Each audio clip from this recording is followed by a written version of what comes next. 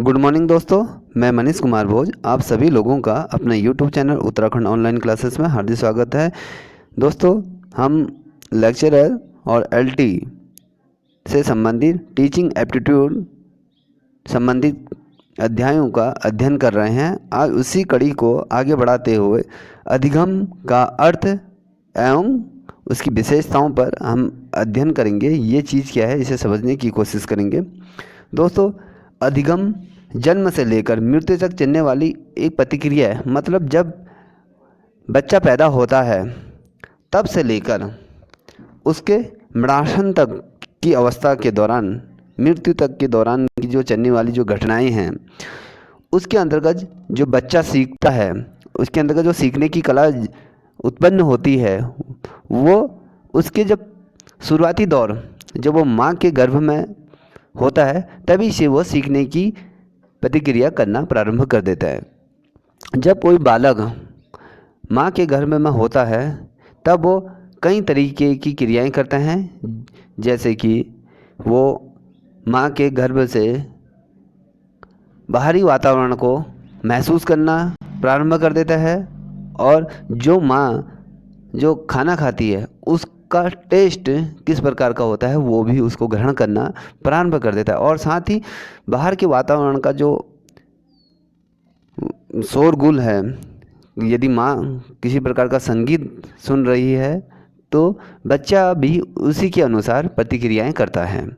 क्योंकि जो अधिगम का जो अर्थ है वो होता है कि बच्चे के अंदर सीखने की प्रवृत्ति उत्पन्न करना, ये जन्म से प्रारंभ हो जाती है। ठीक है, यदि मैं बात करूं आप लोगों से दोस्तों, ये जन्म से मृत्यु के जो बीच का जो दौर होता है, उस दौर में व्यक्ति सीखने की जिज्ञासा उत्पन्न होती है। वो उस समय तक सीखने की चीज़ें सीखता रहता है। कोई नई चीज़, किसी नई बात का निर्माण करना, अपने चरित्र का विकास करना, अपने आप में बदलाव करना, अपने समाज में बदलाव करना, अपने राष्ट्र हित में बदलाव करना, इत्यादि चीज़ों का वो अनुसरण करता है और अपने जीवन में उनका पालन भी करता है। ठीक है दोस्तों, यदि मैं बात करूं, व्यक्ति प्रत्येक परिस्थितियों से सीखता है। कहने का तात्पर्य यह है, जैसे प्लेटो और अरस्तु द्वारा भी कहा गया कि सीखने की प्रतिक्रिया कभी छूटती नहीं, वो हमेशा निरंतर चलती रहती है। यदि व्यक्ति किसी भी परिवेश में होता है, किसी भी स्थिति में रहता है, तो भी वो सीखने की प्रतिक्रिया जारी रखता है। यदि वो किसी बुरी आदत में पड़ जाता है या अच्छी आदत में पड़ जाता है तो दोनों स्थितियों में वो सीखने की कला उसके अंतर्गत होती है। वो दोनों स्थितियों में सीखने की कार्य प्रणाली को प्रारंभ करता है। इसके मद्देनज़र यदि मैं बात कहूँ, ये प्रत्येक व्यक्ति के अंतर्गत ये गुण होता है। हर व्यक्ति परिस्थितियों के अनुसार अपने आप को ढालता है और परिस्थिति के अनुसार ही अपने सांसारिक तौर पर क्रियाकलाप करता है और उसी तरह से वो सीखने की जो पद्धति है उसे निरंतर अपने व्यवहार में कुछ परिवर्तन करता है और सीखता है। यदि कोई बच्चा पढ़ने में अच्छा प्रदर्शन करता है तो उसके जो स्वभाव है, जो उसका जो आगे का जो फ्यूचर है, वो उसको कहीं ना कहीं निर्धारित करता है और उसी के अनुसार वो अपने जीवन में बदलाव करता है और सीखने की प्रतिक्रिया प्रारंभ करता है और निरंतर सीखता ही चला जाता है। ठीक है, सीखने की कोई उम्र नहीं होती है। ठीक है, चाहे छोटा हो या बड़ा हो, हमेशा व्यक्ति विशेष निरंतर सीखने का यह गुण उसके अंतर्गत आता है। ठीक है, अब एक प्रसिद्ध विद्वान हुए हैं अमेरिका के कैलिफोर्निया शहर के, ये विद्वान हैं को एंड को के अनुसार ये कहते हैं, सीखना आदतों, ज्ञान और अभिव्यक्तियों का अर्जन है। कहने का तात्पर्य है, जब व्यक्ति या बालक में ये गुण आ जाते हैं, सीखने की आदत, उसके अंतर्गत ये ज्ञान डालना पड़ता है कि हमें क्या चीज़ सीखनी है, क्या चीज़ नहीं सीखनी है। देखो, अच्छाई बुराई दोनों ही चीज़ों को बच्चा सीखता है। वो किस कंडीशन में सीखता है, वो कैसा वातावरण है, कैसा परिप्रेक्ष्य है, वो परिस्थिति के अनुसार वो अपने आप को ढालता है और उसमें जो अभिव्यक्तियों का जो अर्जन रहता है वो निरंतर चलता रहता है। ठीक है। और वुडवर्थ के अनुसार यदि मैं बात करूं, सीखना विकास की प्रतिक्रिया है। जिस प्रकार से निरंतर विकास की जो श्रेणी है, जो क्रम विकास जो चलता है, यदि मैं प्रकृति की बात करूं, प्रकृति में भी निरंतर बदलाव होते रहते हैं, ये भी विकास का क्रम है। उसी प्रकार से मनुष्य जब पैदा होता है तब से उसके अंतर्गत सीखने का विकास की जो प्रतिक्रिया होती है वो निरंतर चलती रहती है और वो इस चीज़ को आगे भी सीखने की प्रतिक्रिया को जारी रखता है। मान लीजिए एक उदाहरण देता हूँ मैं आपको। जब बच्चा किसी खिलौने के साथ खेलता है, शुरुआती दौर में बच्चा उस खिलौने को देखता है और कोशिश करता है कि ये किस प्रकार से कार्य करता है। जब बच्चा उसमें कुछ सीख जाता है, उसको किस प्रकार से चलाना है, वो फिर निरंतर उस चीज़ को आगे चलाने की कोशिश करता है और उसे अपने अनुसार उसको चलाने की कोशिश करता है या उसके अनुसार ढलने की कोशिश करता है। इसके पैरेलल दूसरा उदाहरण मैं आपके सम्मुख से रखूं। जब कोई व्यक्ति किसी वाहन को चलाना सीखता है, देखो सीखने का गुण है ना, हम किस चीज़ को सीख रहे हैं। जब देखो विकास का जो क्रम होता है वो सीखना होता है। अब कोई व्यक्ति जब साइकिल या गाड़ी चलाना सीखता है, पहला शुरुआती दौर में क्या करता है, वो दो पहिए में खड़ा नहीं हो पाता है और निरंतर कोशिश करता है, सीखने की कोशिश करता है, उसको उस चीज़ को, लक्ष्य को प्राप्त करने की कोशिश करता है। पहले बार साइकिल चलाता है, गिरता है, फिर चलाता है, फिर गिरता है। ऐसा जो दौर चलता रहता है वो कुछ समय के लिए चलता रहता है। अंततः उसके अंतर्गत वो गुण डेवलप हो जाता है, उस चीज़ पे वो निपुणता प्राप्त कर लेता है और वो चीज़ को सीख जाता है और वो अंततः उस चीज़ को वह पा लेता है और वो वाहन या साइकिल वो चलाना प्रारंभ कर देता है। ये चीज़ सीखने का है। ये अधिगम मतलब व्यक्ति के अंतर्गत किस प्रकार का डेवलपमेंट हो रहा है, सीखने की प्रवृत्ति किस प्रकार की जग रही है, ये चीज़ उसके लिए महत्वपूर्ण हो जाती है। यदि मैं अधिगम की विशेषताओं की बात करूं, जीवन पर्यंत चलने वाली प्रतिक्रिया, ये कहने का तात्पर्य है ये निरंतर जीवन में चलती रहती है। जब तक पहला जो शब्द आया था, हमने कहा था अधिगम, जन्म से लेकर मृत्यु तक चलने वाली जो प्रतिक्रिया है, कहने का तात्पर्य यह है कि जीवन प्रारंभ होने से समाप्त होने तक की जो दौर है, जो इस समय का जो कार्यकाल रहा है जीवन में, वो निरंतर सीखने का प्रयत्न करता है। ये प्रतिक्रिया निरंतर चलते रहती है।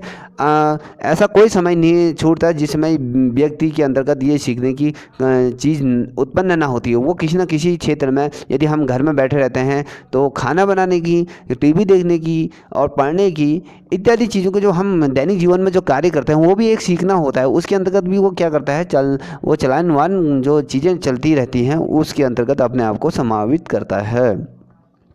सीखना अनुकूल की प्रतिक्रिया है, मतलब जैसा कहते हैं ना, जैसा बाजा बजता है उस प्रकार से व्यक्ति डांस करता है। इसी पर कहने का तात्पर्य मेरा ये है, सीखना अनुकूलन की प्रतिक्रिया है, मतलब ये निरंतर जो सीखने की जो जिज्ञासा है वो उत्पन्न हमेशा रहती है। ठीक है।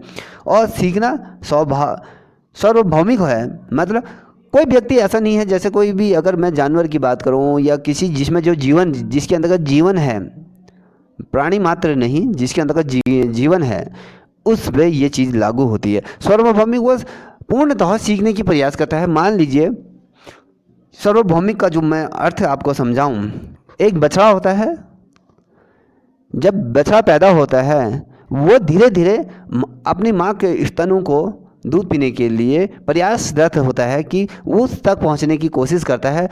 ये चीज़ क्या होता है, सार्वभौमिक तौर पे उसके अंतर्गत ये चीज़ें आ जाती है कि मुझे कहाँ से भोज्य पदार्थ मिलेगा, कहाँ से मेरी माँ से मुझे दूध मिलेगा, वो चीज़ को ग्रहण करता है। ठीक है। और सीखना कुशलतादायक है, मतलब सीखना हर क्षेत्र में कुशल रहता है, मतलब अपने आप को किस प्रकार से हम निखार सकते हैं, किस प्रकार से हम अपने आप को रिप्रेजेंट कर सकते हैं किसी क्षेत्र में, किसी मंच पे, किसी आगे का जो हमारा फ्यूचर है उसमें। ठीक है। अब सीखना व्यवहार में परिवर्तन है, कहने का तात्पर्य है जब हम सीखते हैं हमारे व्यवहार में ऑटोमेटिकली परिवर्तन आ जाते हैं। जैसी संगत में हम रहते हैं उस प्रकार की संगत हमें प्राप्त होती है और उसी व्यवहारिक सत्यता को हम अपने जीवन में ग्रहण करते हैं। यदि हम अच्छाइयाँ हमारे अंदर हैं तो हम समाज में अच्छाइयाँ फैलाने की कोशिश करेंगे। ये क्या है? ये सीखना है। हम जो अपना ज्ञान है दूसरे तक ट्रांसफ़र करना चाहते हैं कि जो ज्ञान हमें प्राप्त हुआ है वह अगली पीढ़ी को भी प्राप्त हो। ये एक प्रकार का जो व्यवहार है वह निरंतर चलता रहता है और सीखना उद्देश्यपूर्ण होता है। मतलब हम सीखते क्यों हैं? हम हमारे अंदर जो सीखने की जो प्रवृत्ति है वो किस लिए? हम किसी गोल को अचीव करना चाहते हैं। व्यक्ति विशेष किसी के जीवन का भी एक लक्ष्य होता है, एक गोल होता है कि मैं उस चीज़ को अचीवमेंट करूं, इसलिए उसका एक उद्देश्य बन जाता है अपने लाइफ में उसको अचीवमेंट करने का। ठीक है, ये चीज़ उसके अंतर्गत आ जाती है। यदि मैं बात करूं सीखना एक मानसिक प्रतिक्रिया है। देखो मस्तिष्क क्या होता है? मस्तिष्क एक मानव जीवन का एक विकट उलझी हुई पहेली की तरह होती है। देखो मस्तिष्क के अंतर्गत ऐसी निरंतर हजारों धमनियों का एक संचार तंत्र बना रहता है जो निरंतर सीखने की प्रतिक्रिया के अनुरूप चलता रहता है। मनुष्य के अंतर्गत जिज्ञासा उत्पन्न करता है, किसी चीज़ में रिएक्ट करता है हमारा दिमाग। हम इस चीज़ को सीखने की चाह रखते हैं। मान लीजिए थोड़ी देर के लिए हमारे शरीर में कहीं पर ही मच्छर बैठा है, यदि वो हमें काटता है तो हमारे दिमाग तुरंत प्रतिक्रिया करता है। तो वो ये संकेत देता है कि इस चीज़ को हटाइए। इसलिए हमारा हाथ तुरंत उधर ही पहुंचता है कि हमारे शरीर में कुछ ऐसी चीज़ें आ रही जो हमारे शरीर को नुकसानदायक कर सकती है। ये मानसिक प्रतिक्रिया होती है। हमारे मस्तिष्क किस प्रकार का रिएक्ट कर रहा है। और मस्तिष्क की यदि मैं बात करूं, जितना हम सीखना चाहें उतना हम सीख सकते हैं, परंतु उतना इफेक्ट डालना पड़ेगा, व्यक्ति विशेष को उतना कार्य करना पड़ेगा, उतनी उसके अंदर का ललक होनी चाहिए, उतना पोटेंशियल डालना पड़ेगा उसे। इसलिए वो उसके अंदर का जो निरंतर जो मानसिक प्रतिक्रिया है वो चलती रहती है। और सीखने की प्रतिक्रिया की जो मैं बात करूं, सीखने की प्रतिक्रिया सक्रियता पर निर्भर करती है। मतलब जिस प्रकार का मनुष्य अपना व्यवहार उत्पन्न करता है, जिस प्रकार से वो सक्रिय भूमिका निभाता है अपने जीवन में, उस पर कहीं ना कहीं ये चीज़ सीखने का जो काम है उस चीज़ पर निर्भर करता है, वो किस प्रकार से हम सीखने को आगे बढ़ा सकते हैं। ठीक है, अब अगला टॉपिक है जो हमारा ये है अधिगम को प्रभावित करने वाले कारक क्या होता है। मतलब अधिगम, जब हम कोई चीज़ सीखते हैं तो उसको किस प्रकार से प्रभावित किया जाते हैं, ऐसे कौन से कारक होते हैं जो उसको प्रभावित करते हैं। उसके अंतर्गत देखो बालक की योग्यता पे निर्भर करता है वो किस प्रकार से सीखने की प्रतिक्रिया करता है। ये प्रभावित करने वाले कारक हैं। मैं आपको ज़्यादा लेंथी ना बनाते हुए इसको मैं आपको टॉपिक बता देता हूँ कि इसके अंतर्गत क्या आता है। बालक की योग्यता, उसका निश्चित उद्देश्य क्या है, परिपक्वता उसके अंतर्गत होनी चाहिए। परिवार, समाज, वातावरण, शिक्षक का व्यवहारिक सीखने की जो इच्छा है उस पर प्रबलता से वो निर्भर करता है और सीखने की जो इच्छा है वो निरंतर चलती रहती है। ये जो 8 चीज़ें हैं आपके समझ जो पॉइंट वाइज मैंने आपको बताई। योग्यता, बालक की योग्यता क्या है ये इस पर डिपेंड करता है, और उसका निश्चित उद्देश्य है, उसका गोल क्या है, वो क्या अचीव करना चाहता है। और परिपक्वता, क्या वो गोल को अचीव करने के लिए क्या वो पूर्ण तरीके से परिपक्व हो चुका है, क्या वो गोल को अचीव कर सकता है, इस मुद्दे पे बात कर रहे हैं, ये मुद्दा कहना चाह रहा है। और दूसरा परिवार के अंतर्गत क्या होता है, बच्चे की जो प्राथमिक पाठशाला होती है उससे बच्चे का निर्माण होता है। जब विद्यालय में जब बच्चा प्रवेश करता है तो उसका सर्वांगीण विकास और राष्ट्र का विकास के लिए बच्चे को प्रेरित किया जाता है। ठीक है, और समाज भी इसमें अपनी महत्वपूर्ण भूमिका निभाता है, किस प्रकार से अधिगम को प्रभावित किया जा सकते हैं। और वातावरण का भी इसमें बहुत महत्वपूर्ण होता है। अब किस प्रकार का वातावरण बच्चे को मिल रहा है, किस प्रकार से वो सीखने की कला को अपने आप डेवलप कर रहा है, ये चीज़ें भी बहुत महत्वपूर्ण।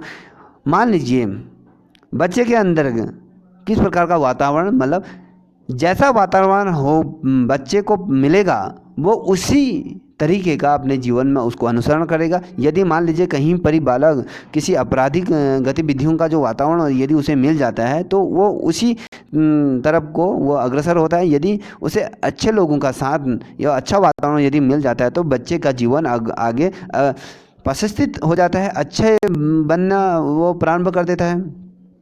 और शिक्षक का व्यवहार, जब विद्यालय में जब बच्चा सीखने के लिए जाता है, अधिगम के लिए जाता है, पढ़ने के लिए जाता है, ये इत्यादि चीज़ों के लिए जाता है, तो उसके अंदर का जो अधिगम की जो क्षमता होती है, जो सीखने की जो क्षमता होती है, वो शिक्षक पर डिपेंड करती है कि शिक्षक किस प्रकार से सिखा रहा है और बच्चा किस प्रकार से उसे ग्रहण कर रहा है। और बच्चे के अंदर क्या होती है, सीखने की ललक होती है और शिक्षक इस पर महत्वपूर्ण अपनी भूमिका निभाता है कि वो किस प्रकार से बच्चों को सिखा रहा है और किस प्रकार से बच्चे उसे सीख रहे हैं। मान लीजिए शिक्षक, कोई बच्चे कक्ष में बच्चे सीखने की खुशी टॉपिक पे जिज्ञासा उत्पन्न हो रहे हैं, तो शिक्षक का नैतिक दायित्व तो बनता है कि वो उसको बच्चों को किस प्रकार से रिप्रेजेंट करें और किस प्रकार से उसे समझाए और किस प्रकार से उसे लागू करें कि भैया कि ये चीज़ें सही हैं, ये चीज़ें गलत हैं, उनमें अंतर करना सिखाएं। ठीक है। अब सीखने की इच्छा किसके अंतर्गत उत्पन्न होगी। अब हम व्यक्ति विशेष की बात कर रहे हैं। यदि मैं अधिगम की बात करूं, जो अधिगम के अर्थ और विशेषताओं की अभी तक हमने जो बात की, उसके अंतर्गत हम बालक को रखते हैं। बालक ही एक ऐसी कड़ी है समाज की जहाँ पर वह सीखने की इच्छा रखता है। उसके अंतर्गत यदि मैं बात करूँ समाज का, जितने भी समाज में जितने भी प्राणी हैं, मैंने आपसे पूर्व ही कहा था कि किसी जंतु में जिसमें प्राण है, उसके अंतर्गत क्या है, वो सीखने की कहीं ना कहीं कला रखता है। हर स्तर पर कहीं ना कहीं व्यक्ति विशेष सीखता रहता है। ठीक है। इस चीज़ के ये उसके प्रभावी कारण होते हैं। अब आगे बढ़ते हैं हम। ठीक है। अब जो आगे का जो टॉपिक है हमारा, अधिगम के सिद्धांत। कभी सम टाइम क्वेश्चन पूछे जाते हैं कि सिद्धांत क्या है और ये सिद्धांतों का प्रतिपादन किसके द्वारा किया गया है, ये कौन से सन में हुए। ठीक है। अधिगम के कुछ सिद्धांत हैं, जैसे सिद्धांत और उसके प्रवक्ता का जो मतलब उसके राइटर कौन है। अब उद्दीपक अनुक्रिया का सिद्धांत, उद्दीपक अनुक्रिया का सिद्धांत है, ये सिद्धांत किसने दिया। ये थाइंडाइक हैं, अमेरिका के विद्वान हैं। इन्होंने 1913 में उद्दीपन अनुक्रिया का सिद्धांत प्रतिपादित किया। यदि मैं अगले सिद्धांत की बात करूं, तो अनुकूलित अनुक्रिया सिद्धांत है, शास्त्रीय अनुबंध। ये किसके द्वारा लिखा गया है, ये किसने इस पे अपना डिबेट दिया है, किसने इसको प्रकाशित किया है, वो पाल रूस में 1904 में इसका प्रतिपादन हुआ। अब मैं तीसरे बिंदु की तरफ बढ़ूं, वो है आपका सक्रिय अनुबंध, क्रिया प्रसुस्त अनुबंध। ये रिस्कन अमेरिका के एक बहुत बड़े विद्वान हैं। इन्होंने कई पुस्तकें लिखी हैं। यदि मैं कहूँ साइकोलॉजी के क्षेत्र में भी इन्होंने अपनी रिस्कन द्वारा अपने व्याख्या करी है, अर्थशास्त्र के अंतर्गत और पॉलिटिकल साइंस के अंतर्गत भी इन्होंने अपने सिद्धांत दिए हैं, अपनी बात को रखी है किस प्रकार से ये चीज़ें होती हैं। अब इसके अंतर्गत जो रिस्कन द्वारा जो रखा गया है सक्रिय अनुबंध की कोऑर्डिनेशन बीच में किस प्रकार का होना चाहिए, कि प्रतिक्रिया प्रसुप्त अनुबंधन का जो क्षेत्र है वो कितना विशाल होना चाहिए, कि इसके अंतर्गत क्या क्या चीज़ों को समावेशित करना चाहिए, इस संबंध में वो चर्चा करेंगे। ठीक है। जो अगला चौथा नंबर का जो सिद्धांत है वो सूक्ष्म अंतर्दृष्टि सिद्धांत का जो है वो वर्दीमर, इसका जो प्रयोग कर रहा था कोलर, और इसके जो जिन्होंने इसको संयोग दिया था कोपाक व बुलटेन लेनिन द्वारा इसको संपादित किया गया था। और अगला जो सिद्धांत है जो महत्वपूर्ण बन जाता है, निर्मातावाद का सिद्धांत। जो निर्मातावाद का जो सिद्धांत है, कई बार क्वेश्चन पूछा गया है। यदि मैं बात करूं आप लोगों से, 2005 में भी ये क्वेश्चन पूछा गया है, 2010 में भी ये क्वेश्चन पूछा गया है और 2016 में भी ये क्वेश्चन को कहीं ना कहीं पूछा गया है। ये महत्वपूर्ण बन जाता है। जो ये निर्मातावाद का जो सिद्धांत है, जेरोम बूनर द्वारा इसको प्रतिपादित किया गया है, क्योंकि ये महत्वपूर्ण है। ठीक है। अब अगला जो मैं आपके सम्मुख से यदि रखूं, अनुभव जन्म अधिगम सिद्धांत कार्ल सेजस द्वारा इसको प्रतिपादित किया गया है। ठीक है दोस्तों,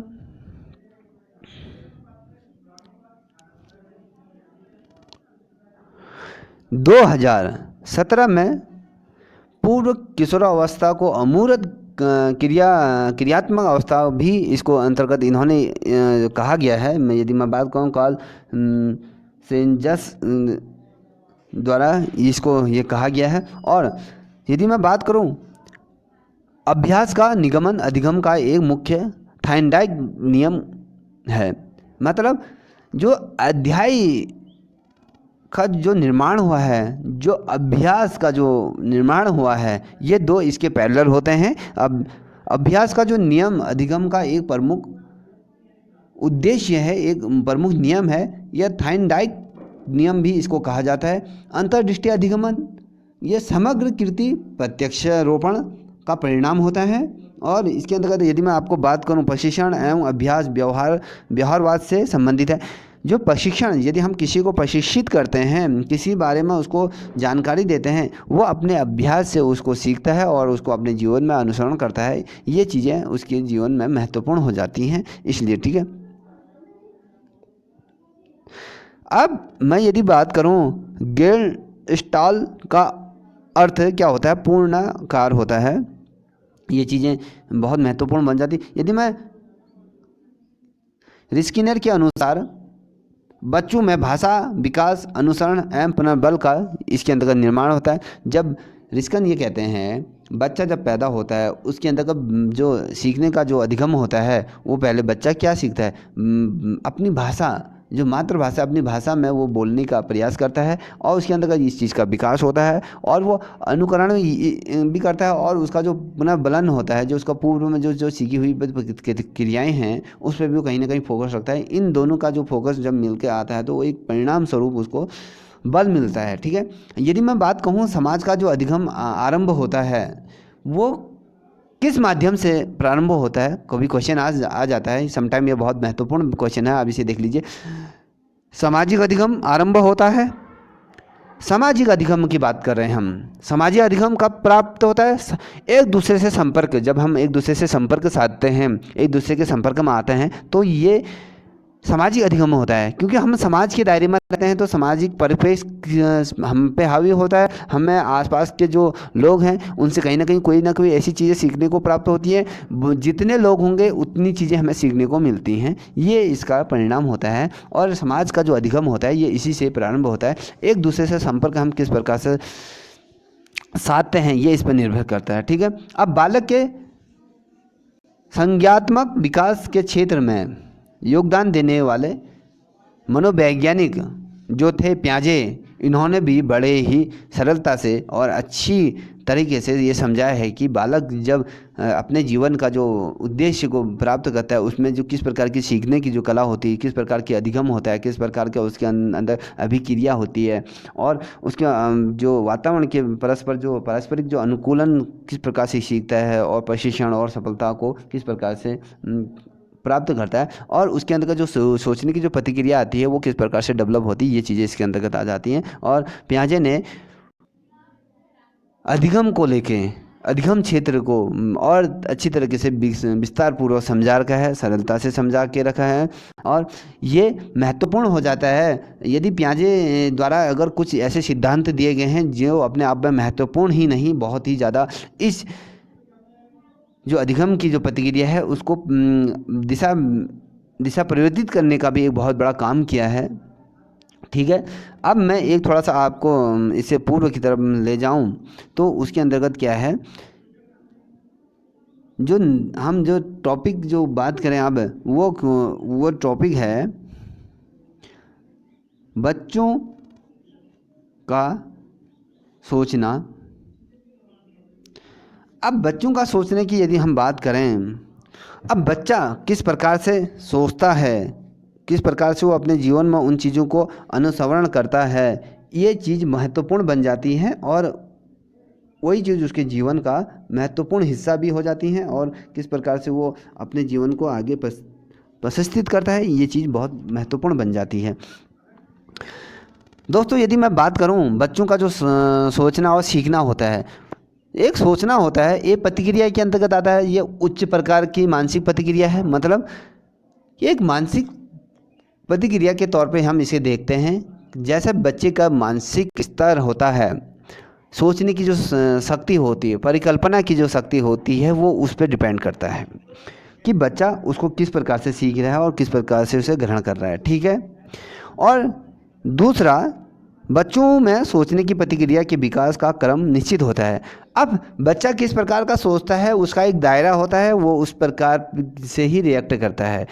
मान लीजिए कि कोई बच्चे को जो बाल्य अवस्था में होता है, यदि एक मैं आपके सम्मुख एक उदाहरण रखूं, यदि किसी बच्चे को एक नींबू का रस यदि हम उसे चखा दें तो उसकी प्रतिक्रिया किस प्रकार से होता है, उसका जो व्यक्ति का जो व्यक्तित्व होता है, यदि उसका जो चेहरे का हाव भाव होता है वो पूर्ण तरीके से बदल जाता है। वो कैसी प्रतिक्रिया करता है ये इस पर निर्भर करता है, ठीक है। कोई बच्चा इसी प्रकार की रिएक्ट करता है और इस प्रकार का जो सीखने का जो निश्चित क्रम होता है वो विकसित होता चला जाता है, कहीं ना कहीं चीज़ें बच्चे सीखता है। अब यदि मैं बात करूं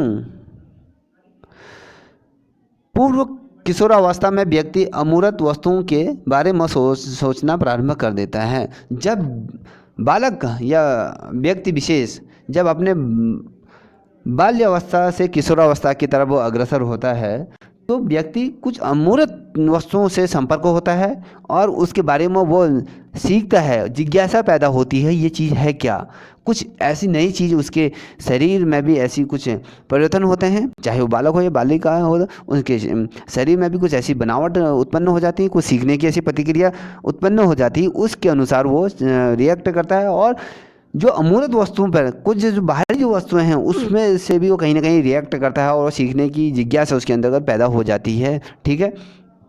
अब अगला क्वेश्चन आपके सम्मुख से रख रहा हूं मैं।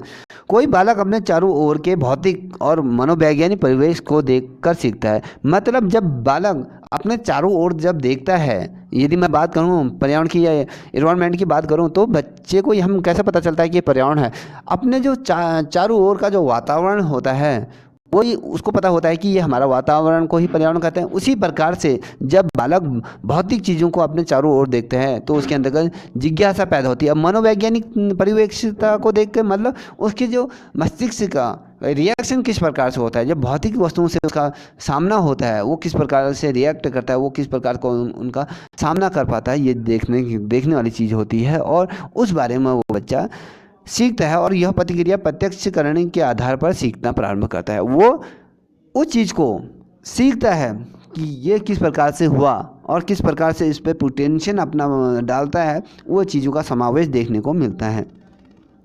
अब यदि मैं बात करूं अगले पॉइंट की तो वह कक्षा 2 का विद्यार्थी यदि अपनी सोच प्रतिक्रिया को अभिरुचि एवं उत्कृष्टता के आधार पर बदल रहा है तो वह सोच की रुचि एवं जिज्ञासा की प्रतिक्रिया की तरफ अग्रसर है। मतलब यदि कोई कक्षा 2 का विद्यार्थी की बात कर रहे हैं हम यहाँ पर, जब वो अपनी सोच का दायरे को नांगता है या अपने सोच की दायरा से आगे सोचता है तो उसके अंतर्गत जो अभिव्यक्ति की जो रुचि उत्पन्न होती है तो उसमें उत्कृष्टता बढ़ जाती है, सीखने की ललक बन जाती है, जिज्ञासु बन जाता है। वो ये है क्या, उसके प्रति वो अग्रसर होता है और सीखना चाहता है, प्रारंभ करता है और उसकी तरफ वो अग्रसर हो जाता है और निरंतर वो उसके तरफ खींचा चला जाता है और वह सोचने की व्यक्ति के अंतर्गत सोचने की जिज्ञासा उसके अंतर्गत डेवलप हो जाती है और सीखना प्रारंभ करना शुरू कर देता है।